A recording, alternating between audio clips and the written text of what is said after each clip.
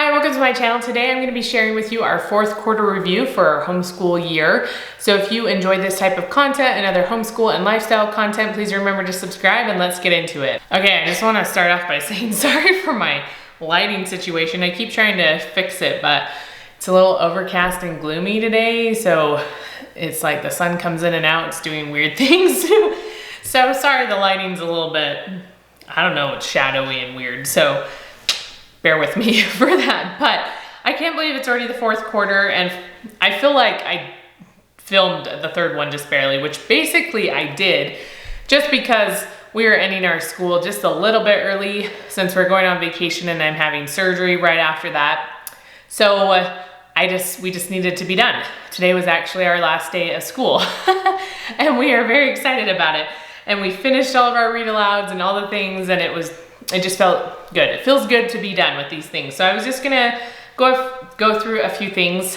I don't really have too much new to say, but I'll tell you a few thoughts. So the first thing we finished this book. So this is the fourth book in the Giver quartet series, and it's the biggest one. And I loved the series. I know some people have mixed reviews. I even know some of you have mixed reviews about it.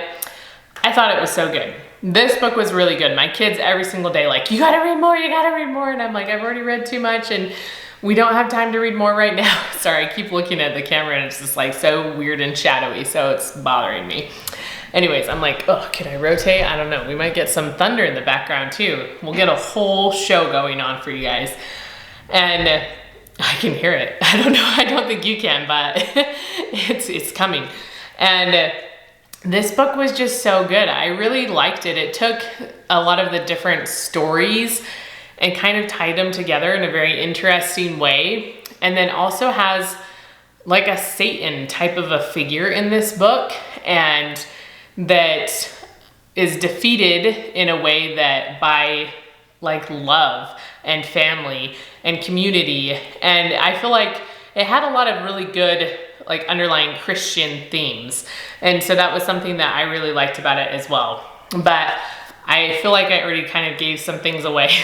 So I'm not gonna say anything else because I don't wanna give anything away. But we really loved reading this book. It was so good.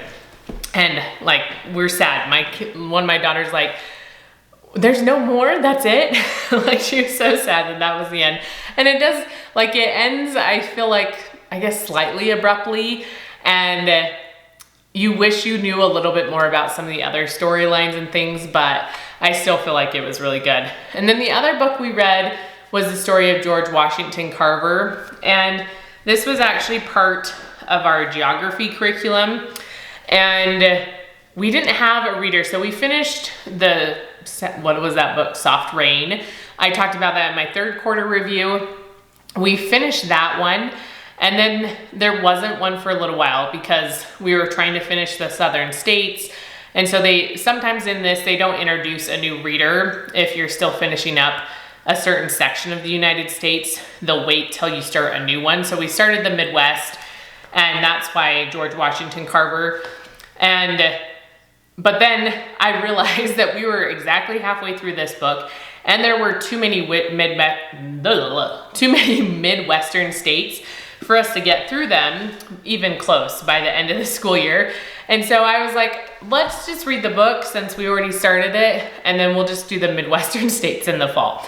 So that's what we did. We did one state because we started reading the book, and then we didn't do any more states. We just kept reading the book. But this book is really easy to read. And it was so interesting. It was just fascinating to learn more about George Washington Carver. We had already learned a little bit. It's been a long time since we really talked about him a lot. But it's funny too because his name is basically all just made up. His last name is from someone that was basically owned them, but was a nice person that took care of them when they were little kids and their mom was taken away.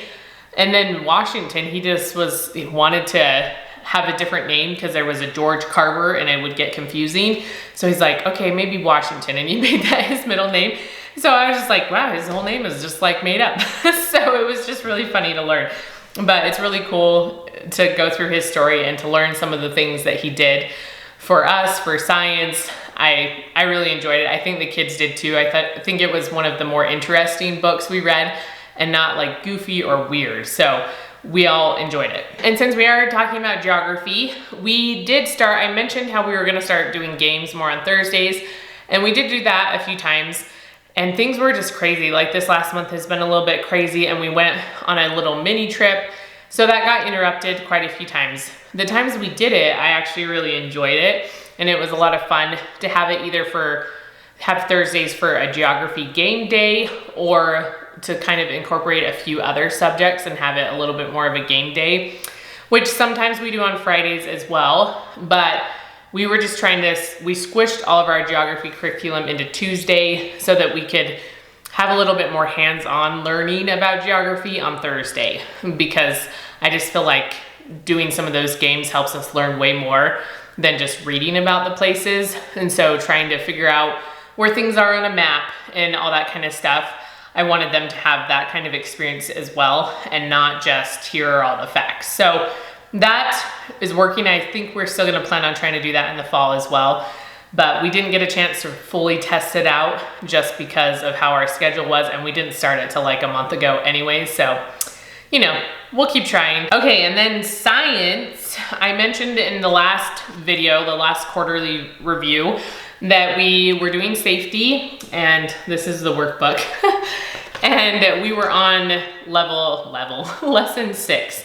So we only had like 4 more to go, and so we got through those. We did a kitchen safety one, which I think I did a blog, why did I say a blog? A day in the life vlog type thing for it, where my kids learned some safety skills for the kitchen, and then they made like chocolate covered bananas and strawberries. And so I think that was in like a day in the life video that came out recently.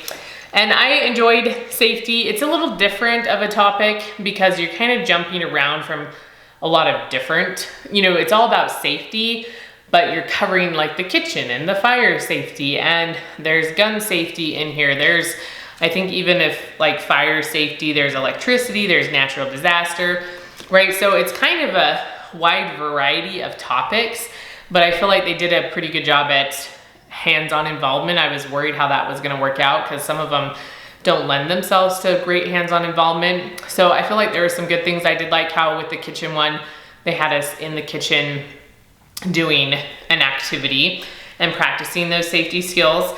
And then we did make it through paleontology. Okay, we doubled up a few days to get it done, but we made it through. This one was a little bit shorter. It has 11 lessons. Some of them are fairly short lessons with not as many activities. And I don't really like reading about dinosaurs. I don't really care. I always like the Jurassic World and Park movies. I don't know why, because they just terrify me.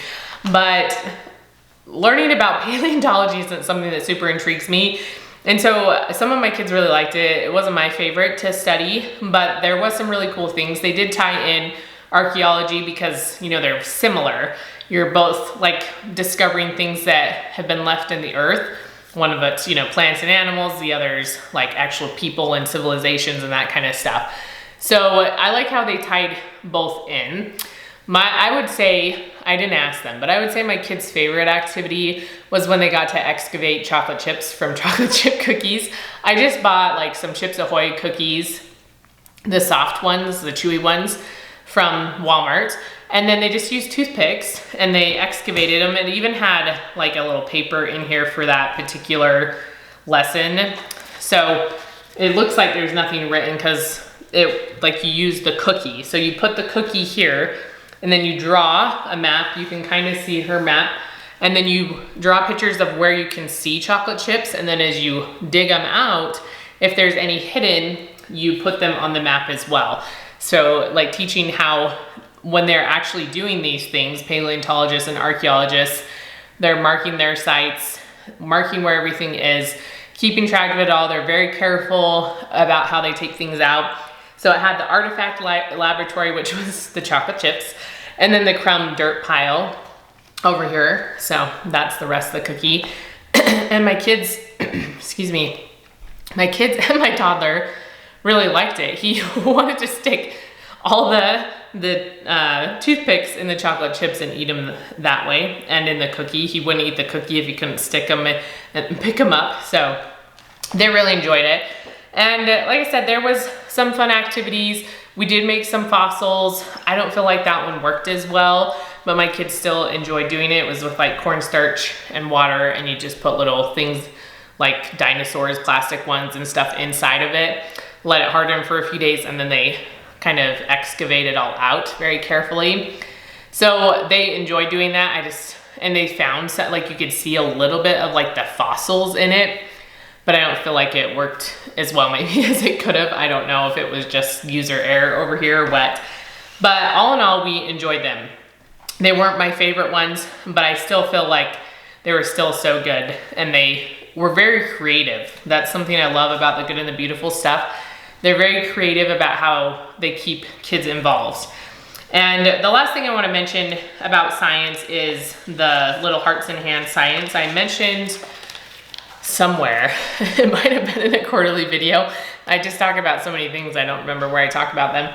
How I was gonna start going through this with my second graders. She sits with us to do all of our other science, but it's for third grader, like third and up. She's not second grade, I said second grade. She's in first right now, but she's going into second. And some of the stuff is just kind of hard for her, and she doesn't get to participate as much, which is why I like this, because this is more like pre-K, kindergarten, first, second grade type of science. And the Good and the Beautiful did just barely come out with some workbooks for some of their science units that are for younger kids. I haven't even checked them out. None of them are for the science units we're doing this next year, and so I didn't get any of them, but I thought that was really cool. Hopefully they'll come out with more for their other science units for those younger kids. But we started doing this. We're not super far into it, but they're super quick lessons. And this one we haven't done. This is about tree sap and syrup, but there was like one about tree bark. And so I had her have a cinnamon stick, which we already had. And so I gave it to her, and then she wanted to taste it. And my kids were like, does it taste good? And she's like, yeah, because she just nibbled it, and then she just like bites the thing, and she was like, ugh, and takes it off right to spit it out. It was hilarious. I was like, this is not, like, as she started chewing on it, I'm like, this is not gonna end well. But she liked sort of just sucking on it, sort of chewing on it. She liked that, but not a huge amount of it, you know, because it was part of the lesson, because it's the bark of the cinnamon tree are those cinnamon sticks. So there was that activity. I feel like there was another, it has optional activities as well. Oh, this one I think did tree rubbings. It was talking about live trees and sleeping ones, like you have your deciduous trees, your coniferous trees and stuff like that. So, and then there are a few of them that have movies that go along with it, or some of them that have stories in this book. So it's just a simple 5 to 10 minute thing that we do a couple times a week, but it's something that's focused more towards her, that helps her understand science a little bit more. And I have, you know, the other Little Hearts in Hands book, so when we finish this one, we can do some of those ones as well. All right, so the last thing I'm gonna say about this quarter is that we didn't really change much. Like our language arts and math, everyone is basically in the middle, I think, or towards the beginning going into the fall, because I just kind of let them work at their own pace. The only one that started a new math is my daughter that's going into 6th grade. She finished her level 5 from the Good and the Beautiful math. So she started level 6, and she's, I don't know, she's not very far into it, maybe 10 lessons or whatever. And so she started that and has been doing good with that. But other than that, everything has stayed basically the same. And it's all working well. We're gonna continue to move forward with all of that, and they can finish stuff up in the fall probably, and then we'll start the next levels. All right, so that's my 4th quarter review. Again, I can't believe that we're at the end of the school year. If you want to keep up on what's happening with my surgery and all that, like updates and stuff like that, since I won't be filming stuff for a while, I have a bunch of pre-filmed things with curriculum videos that will be coming out all throughout May, but I've filmed those already. And so if you want to know how it goes, or just me dead on the couch or things like that, follow me on Instagram. It's just at Jackie Paulson. That's where you'll see those types of updates, at least most of them. I probably won't be doing much as far as updates on YouTube for a while. So if you want to know how everything is going, check it out over there.